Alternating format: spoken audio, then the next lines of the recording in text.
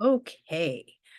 I updated my operating system last night on my computer, and now nothing looks the same. So it has taken me a hot minute to figure out how to work my own machine, which, if you know me, you know that that's kind of a theme with me. I am not particularly tech savvy, which is why my video quality, my audio quality has been kind of a hot mess since I started this YouTube channel, but it is a work in progress. I am working on it. I even have other people working on it. Maybe someday I will be polished and delightful. But regardless, I'm here and I'm really grateful that you are as well. My name is Dana. For those of you who don't know me, I am a healer, I'm a channeler, I'm a medium, I'm a life coach, I'm a retired, semi-retired critical care nurse. I'm a soccer mom. I am all those things. And the work that I am doing here is one part channeling, one part energy work, and one part spiritual teaching. And I'm sort of feeling my way through to determine what it is that you all want. And some of you are responding really directly, not so much here, but I love you all for being here. All of my clients and my fans who have been listening. I've been getting great responses in my text messages and in my emails and in my group coaching containers and my one-on-one containers about what you're experiencing, what's been happening. And I love the feedback. I'm going to say, please, please, please keep telling me what you think, keep telling me what you want, keep telling me what you need. And I'm going to keep feeling into the ethers to feel into what is needed on a more energetic level. I also want to say thank you for those of you who are concerned. If you are in my social media, you know that I took a spill on the trail the other day. I was out for a run and I was in like full gratitude and spring glory being up. I happen to live in a really beautiful place and I was up on the trails.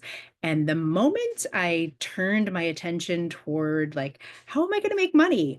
I literally flew in the air and I don't think I flipped, but I definitely did some version of ass over tea kettle and landed like basically on my face. There is, I often say that I'm not wearing makeup. Well, I did cover up some scratches over here, and there's another one over here.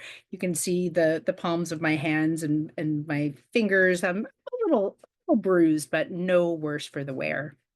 I think the most difficult part has been I caught myself with my right arm. And so for the last 2 days, saying goodbye to my daughter at daycare, I couldn't do the complete unicorn booty shake rainbow cold dance. I could only do a one-armed rainbow because this arm doesn't quite want to go up over my head so easily, but nothing broken, just a little strained. And the message from the universe came in loud and clear. I am not supposed to be thinking about work. I'm just supposed to be staying in nature and pleasure and delight. So I'm actively working on that. You've asked me some great questions, which I feel like I've answered the people who have asked individual questions about their own personal journeys. There have been a lot of really deep questions, which is really wonderful. And what came through today for our container, for our collective here, our ever-growing collective, was really not a small message. The last message I left I think was almost 50 minutes long, and this one I don't have the time. You can probably hear the bells of Saint Rita tolling. I have a client call in about an hour, so I don't have that kind of time today to go as deep as I might like to with what came through for our collective and also what came through in my email messages. And there were a lot of questions about the way I see time and space and like how do I do it? And how do I see different energetic pathways? And I'm working on an explanation. You're going to see me closing my eyes. I'm working on like a sensical explanation rather than an airy fairy esoteric explanation. And so the best way that I can describe it is like when I close my eyes, I feel one particular way in my body. But when I shift to the left, it's almost as if I'm not just shifting like my physical body to the left, but I'm shifting my whole line of vision to the left. And when I do this, like when I'm going to the left, that's where I usually see ancestral lines, like past timelines. And this is where, if you've ever done an Akashic Records reading with me, this is the way that I turn my attention to go down your energetic lines to see past lives, to invite which one wants to come forward. Like that is where I'm turning my attention. When I'm looking for what I would call your golden pathway, which is, in fact, one of my main gifts, in that if you come to me as a coaching client and you are ready to up level your life, one of the first places I turn energetically, I close my eyes and come inward, and I turn my attention usually to the right. And that's kind of where I see your pathways unfolding and unfurling. And I can see, again, you have free will. You always get to be in choice about where you want to go and how you want to get there. But that is the place that I'm sharing what I can see for you.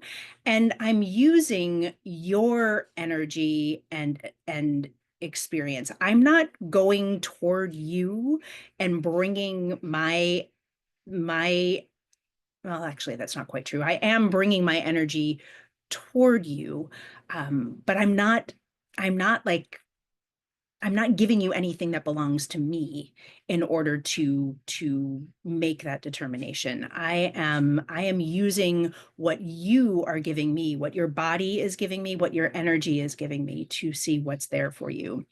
And it's still a very esoteric description, but I wanted to give the clearest answer I could in a short period of time here for you so that you could sort of have an understanding of what it is that I do. When I am doing that for the collective, like when I'm getting into meditation for the collective, I am visualizing all of the people, the beings, the entities, all of those who are around me and even far away from me, but tuned into me. And some of you I know, some of you I will know, some of you I will never meet in my life. And some of you I know dearly. And I am feeling into all of that. And I'm feeling into the collective energy field. So if you have your own unique energy field, that's where I would work if we were working one-on-one. As a collective, I'm going into the energetic field of the whole group and I'm asking for information. So just so you know, that question came specifically from one individual in this collective, like directly into my inbox. So I'm answering it here, but I am also feeling that that question is alive and well out in the container that is our little community that has been growing and building. And I'm so grateful. I would love it if you would like, share, and subscribe. Tell your friends, hey, this chick Dana is a weirdo, but she's cool. Come hang out with her. I would just love it, love it, love it if I could grow this channel. And I intend to grow with it. I'm trying to learn about the YouTubes a little bit more so I can polish everything up and so I can start creating a little bit more in this space for you and for me as well. With that being said, I'm going to move into what came through for our collective today, specifically through meditation this morning. And I'm going to try to be a little bit more concise today than I've been. Again, if you're tuning in, I invite you to take what resonates. So any part of this message that feels true for you, awesome. If it does not resonate, it may not be your message. So feel free to leave it behind. What I don't want you to do is try and put yourself fit yourself into what I am giving you, because it just, especially if it's not for you at all. Um, and I think I've said this before, but I'm being reminded to say it again. You know, if something that I share triggers you or makes you feel like a hard, icky no, one of two things can be happening. One is like it truly isn't for you.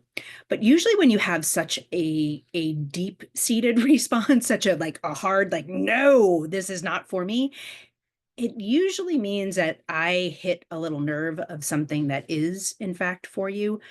But if you're not ready to go looking, if you're not ready to go digging, then don't. Don't do it. Jot it down, make a note of it. Oh, when Dana said that thing, like maybe it's me, and maybe you hate me, or or you had a strong reaction to me personally, but maybe there's something in there that wants to be unpacked, and just put a pin in it, save it for later, save it for a time when your nervous system says, okay, I'm ready to look at it now, and go back to it then. You can always come into the comments below and let me know that you had a thing happen, and we don't have to go back and forth in the comments. We can take it somewhere else and we can work through the thing that you had about what I said. And know also that though I have been re-listening to what I'm saying when I'm channeling, I I almost never remember consciously what came through and what I said. So I've been re-listening so that I know what it is that I'm saying to you. But often when I'm just in that place, I kind of have no idea what is coming out of me. So know that also if you're somebody who's seeing me out in the world and you're like, hey, that thing that you said, I'm often like, uh-huh. I'm like, well, what did I say? So that also happens, but I've been trying to re-listen so I can stay on top of where we're going. I'm also really excited to say that I feel like the feelings that I'm feeling when I'm meditating are leading me toward where I'm meant to go next in my work in the world. Like your energetic questions are landing in me in such a way that I'm like, oh, like, do I want to teach a course on this? Do I want to lead a retreat about this? Like how is it that I want to work? And so I just want to say thank you for that too before we begin. I'm going to take a look at the time so that I know, okay, um, so that I can time stamp this. I want to get into the habit of time stamping where I begin the channeled message versus my flappy, flappy mouth. All right, so with no further ado, I'm just going to close my eyes, and I invite you to do that with me if you're in a place to do that safely. If not, I think I'm not sure that I'm going to be doing energy work and guided meditation here. It feels more like a message. So if you are listening to me while you're driving, I think this is one that you can keep listening to. But if we start drifting toward, oh, I'm being shown to do some energy work here, or I'm being shown to bring you into a deeply meditative state, then I will let you know that it might be a good time to turn me off. And again, these messages are timeless. So if you're tuning in relative real time, know that you are tuning in at the exact right time. And if you come to this months from now, know that it will arrive when you are ready to receive. And I'm just going to start, and I invite you to do this with me by just taking some nice deep breaths.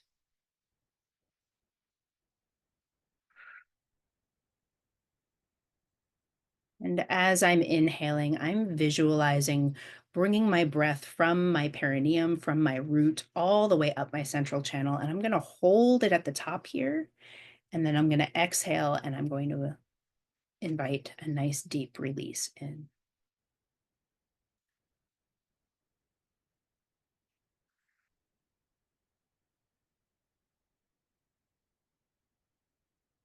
And one last deep breath.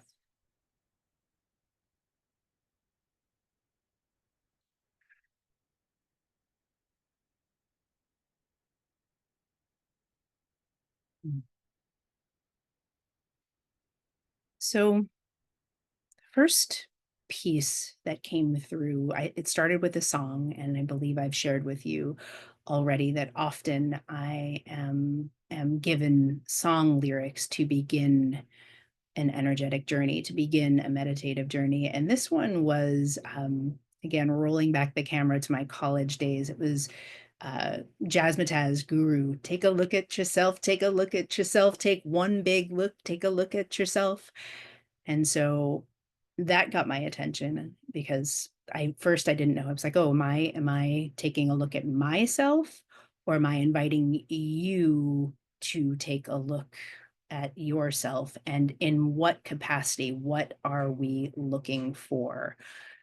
And so I sat with it for a little bit, and this is where that time and space piece that I spoke to earlier came through again, but in a meditative place where it felt like we were being invited to look at where we're not keeping ourselves, we're not staying in the present moment.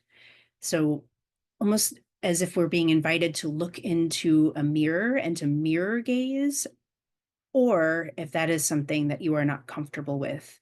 And by mirror gaze, I mean staring at your own sweet mug in the mirror, staring into your own eyes until your gaze softens and you can just sort of blend time and space and see those different layers that I was speaking to, like where everything, you're looking so deeply within that everything just starts to melt away, and you can see different places that you can go to, maybe past lives, maybe ancestral lines, maybe future timelines, but everything just sort of softens and blends, and until you see paths unfolding before you, and then choosing a path to go down. So that was the first image that came through with take a look at yourself.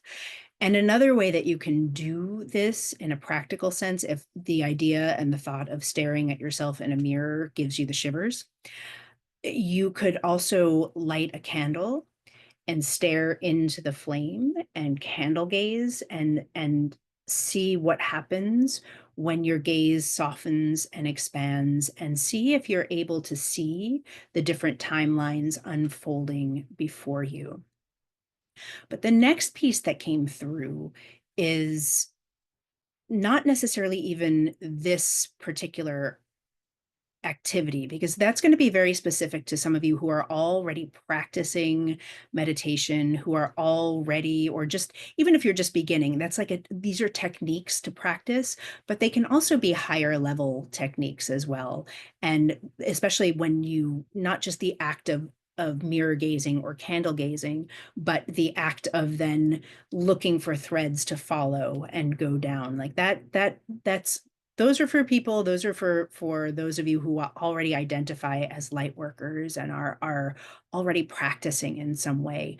But on a very practical, like, you're my Facebook friend and you saw me posting and you've never done anything like this before, the act of candle gazing or mirror gazing is a way to connect with yourself and the present moment and letting everything else go.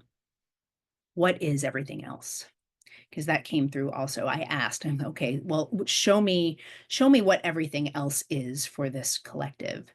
And of course, there's the day-to-day piece. There is the very practical, like your to-do lists and the needful and the stressors and the what ifs and the bank account and the economy and the planet and all of those things. There's all of those things that take us out of the present moment and take us out of the present.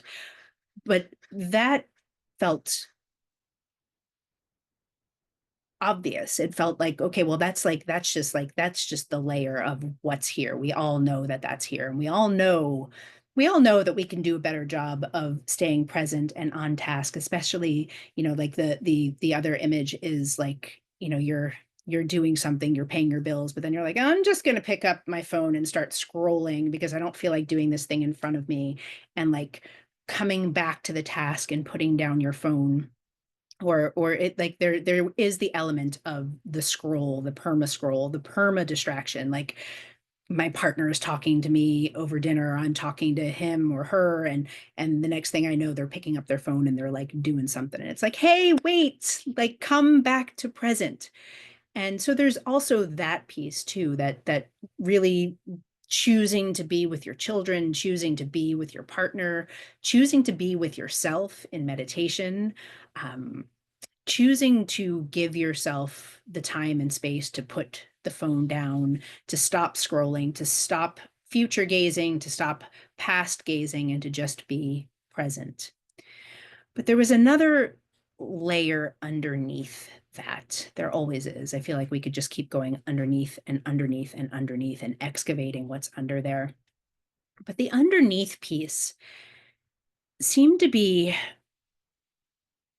almost like what it felt like in my body was around physical health and well-being, and the words like addiction, compulsion and addiction came through, like how.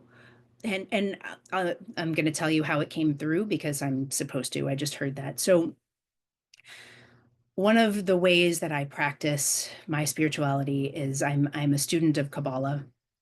I'm a student of Mary Magdalene. I'm a student of Christ consciousness, and they are all interrelated with chakras as well. So energy is all related to the tree of life. It's all related to not modern Christianity, which is just a more patriarchal model, but ancient Judaism, Judaism, mystic Christianity brings all of these components together. And what I was shown was Netzach, which is on the tree of life. And it goes, the order of the tree of life is Malkut, the root. Then you go up to Yesod, which is the equivalent of your second chakra. And then the third chakra, if we were looking at the tree of life, we would have Hod and Netzach. And Hod is communication, and Netzach is like that. It's pleasure, like healed, like the enlightened side of Hod and Netzach are like effective communication, communication that's tuned into your heart, and pleasure that is heart centered. So like pleasure, including lusty pleasure, like all of like the delightful pleasures, when you have your Netzach and your Teferet and your Hod pointed toward your Teferet, like all of this is very healthy. You have this beautiful little triangle that's formed. If we bring the triangle together into that third chakra, into your solar plexus, or for some of you who work with me, and this is where I really experience the solar plexus is more in my lower dantian, which is about 2 or 3 finger breaths below your belly button and in the center of your body. This is where I feel energetically the Hod and the Netzach, and the addiction and compulsion piece came forward. I really like felt it in here, and it pointed me toward my own shit, if you will, in that I had noticed when my world was extremely busy and I was having some relationship chaos and all these things, I noticed this compulsion to numb with alcohol. Now, I don't identify as an alcoholic. I come from a long line of them and addicts in general. But my addictions tend to go toward like I'm gonna go run 52 miles or I'm gonna go bike 100 miles. Like I tend to choose healthier because they become compulsions when they're not tuned to your heart also. So all of it has the potential to be tuned to your wounded child, which is the second chakra, which is Yesod.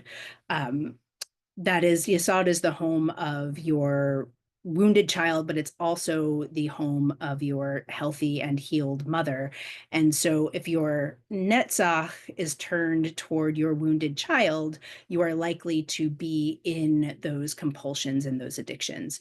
And so how did I get here? I got here because that's what I was shown in meditation this morning, which is what brought me to staying in the present moment, to keep ourselves out of that unhealthy netzach, that unhealthy addiction and compulsion, rather than healthy pleasure.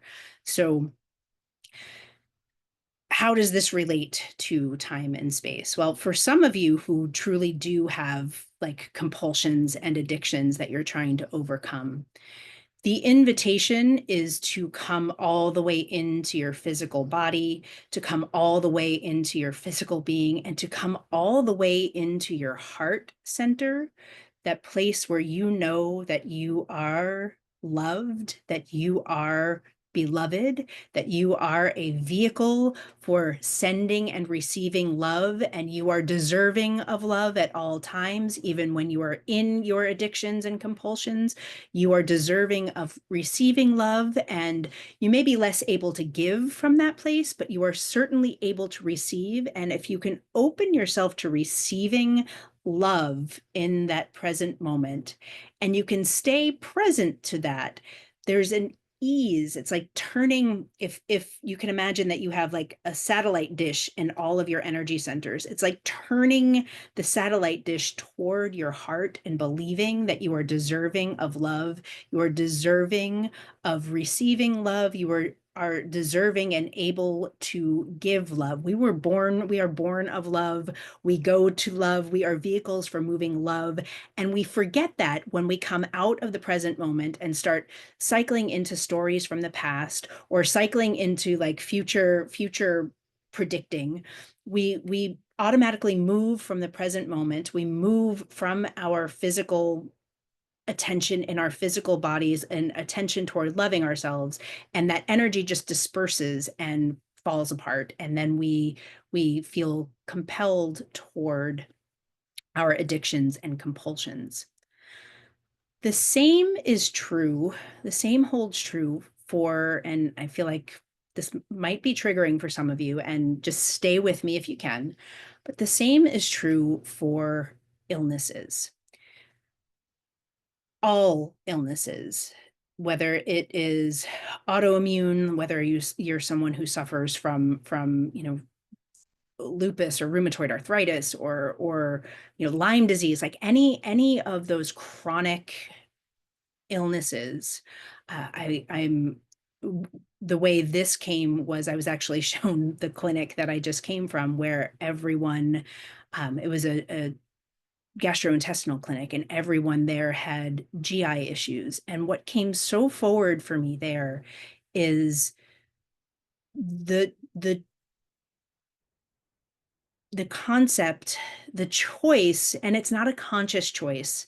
So please don't hear me say, I believe you are actively choosing to be ill, because that's not what I'm saying at all. It is an unconscious choice to identify yourself with your illness. So a strong solar plexus, a strong third chakra, a strong lower dantian, a strong energetic system knows that we need to keep coming back to the present moment. We need to stay in the present moment, and we need to stay embodied in the present moment. And when we can do that, we begin to get a really clear picture, a really clear identity of who we are as humans, who we are as magical, connected, spiritual beings. And I found in that clinic in particular, and by the way, I come also not only from a long line of addicts, but also from a long line of family members with autoimmune and IBS issues. So I'm speaking from my own family lines as well. And I'm speaking without judgment. So if this is you, know that you are exactly where you need to be right now. And I'm just simply inviting you to try a new way on, to see if you can hold it. So, and I'm doing so from a place of love. So if you are someone who identifies with being unwell, and again, it's not always conscious. It's not like I walk through the world talking to everyone about my illness, and my illness has taken over my life, or my addiction has taken over my life. Sometimes it's very quiet. Sometimes you are quietly privately dealing with these things, but your identity becomes your unwellness, your form of unwellness, consciously or not. And by coming back into the present timeline, by coming back into yourself and recognizing that you are deserving of love, you are beloved to yourself and to the universe. Your love of self is needed. Humanity needs you to love yourself right now because your loving of yourself emanates from you, radiates from you, and you get to have a healing effect on all of those around you rather than that draining effect on yourself or on your own system or on your family system or your community around you. And so again, coming back into the present moment, reminding yourself that you are beloved, you are deserving of love. You have come from love and you are going to love and you exude love, and love, abundant love from the universe is moving through you and out from you and through you and out from you. That does not feel good. Remembering that for yourself is, and being able to stay with yourself and identify with yourself as a being of love rather than a being of illness, addiction, patterns. It's sorry, I'm hearing something else too, which I'll get there.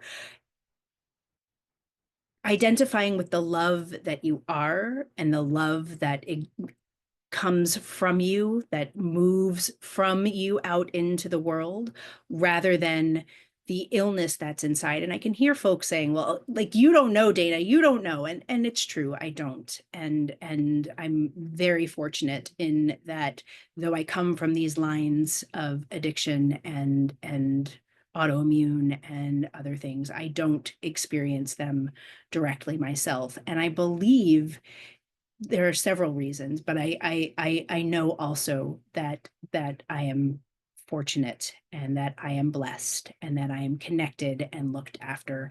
And I know always that I am of love, from love, and always going toward love. And I believe it just has a protective like bubble around me, is that I don't identify, I refuse to identify with the addiction and the illness in my family. That is for them if they're choosing it.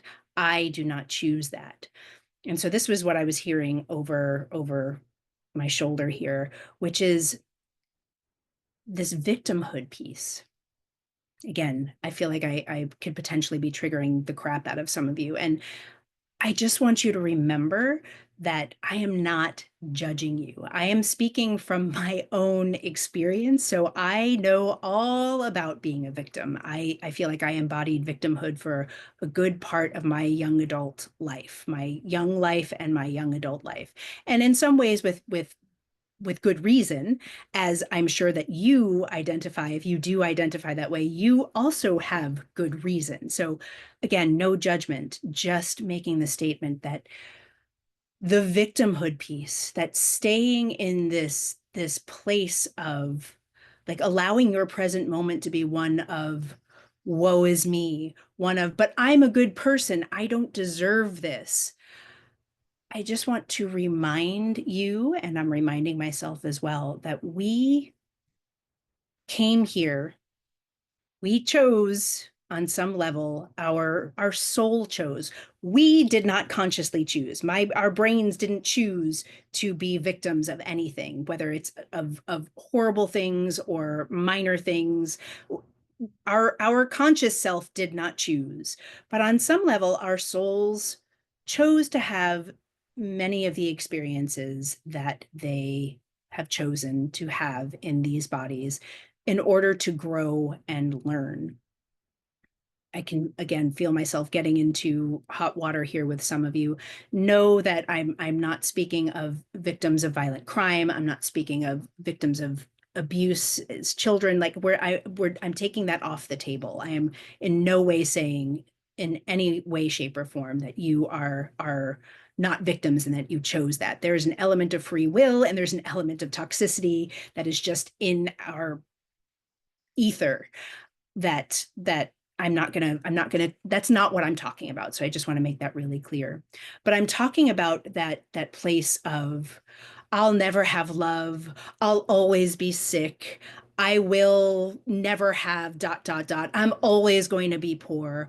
These are the things that we are being invited to shed as we come into the present moment, as we come and stay into the present moment. And remember that in our connectivity with spirit and our connectivity with the divine masculine and feminine and our connectivity with our highest self in the present moment, all of those narratives can fall away. And we have to stay in choice about it until it becomes rote, until it becomes your standard mode of operation. It's like every moment of, do I want that drink? Coming back into present and choosing, nope, no, I do not. And I think if you ask anyone who identifies as an addict, whether they have ceased using a substance or continue to, those who have quit will tell you that it is a choice, like in sometimes in every minute of every day. And it's the same with illness, or so similar with illness. It's the same with any belief that afflicts us in some way, any victimhood that afflicts us in any sort of way. We're being invited to let go of future, let go of past, and just come into the present and remember the love and remember the connectivity, and to allow the other narratives, the other energies to drop away, even if it's just for that moment. Even if you just experience the freedom from it in that moment, sometimes getting that taste of freedom, that taste of love, that taste of connectivity is enough to keep you going into the next moment. There's also an image that I'm being given now that I wasn't given earlier, that I'm seeing, which is this feeling of, like, every time we shift out of the present, whether we're shifting into future or shifting into past, but particularly into past, when we're shifting into past timelines, there's this feeling of, like, the image that I'm getting is like putting on a heavy winter coat. And like each time we go there, we put on another coat until we don't even know that we're walking through the world, like mired, bogged down by the weight of what we think is keeping us warm, what we think is keeping us protected from the weather, from other people. But like each time we pull out of the present moment and come into a different timeline, or a different story, or a different like compulsion or belief that isn't serving the truth of the present moment, which is I am love, I am free, we put on another coat. And so you're being invited to step into the present moment and take off all of the coats and just be in that moment. And again, you get to be in choice. So I'm not going to judge you, and I'm not going to pretend that I don't do this too, which is like come out of the present moment and put all those coats back on and be like, okay, now I'm going on with my day. I come off the meditation cushion sometimes, because I'm just as human as anyone else. I come off the meditation cushion sometimes and I'm like, okay, so that to-do list and all of the relationship crap and all of the money and all, like, I put it all back on and I'm like, okay, I felt so good 3 minutes ago. Why can't I stay there? Well, then there's that invitation to come back into the present moment and put them down and try and move from that place as often as we can. I'm going to be quiet for a minute to see if there's anything else that wants to come.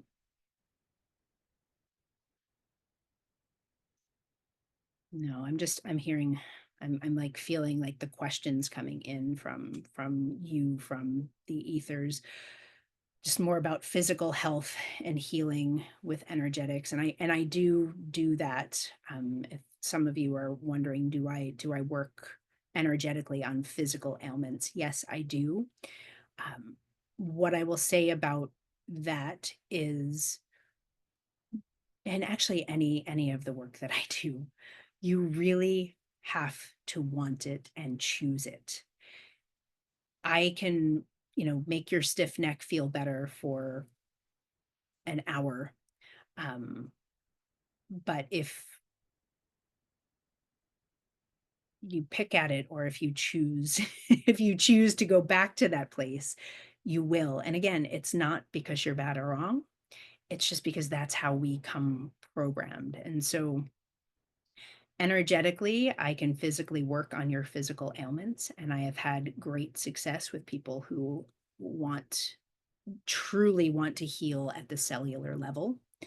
Um, but it's a tough thing because there's so many things feeding in. There's so many aspects of energy that feed into our physical health. And I'm also hearing this question. Yes, I believe in Western medicine. Everything exists for our benefit. And I don't believe that Western medicine has all of the answers. I don't believe that energetics have all of the answers. I don't believe that acupuncture, I believe that there is some right combination of all of those things that are available to us that are right for you. So that's my answer to that question. And I'm going to be quiet one more time.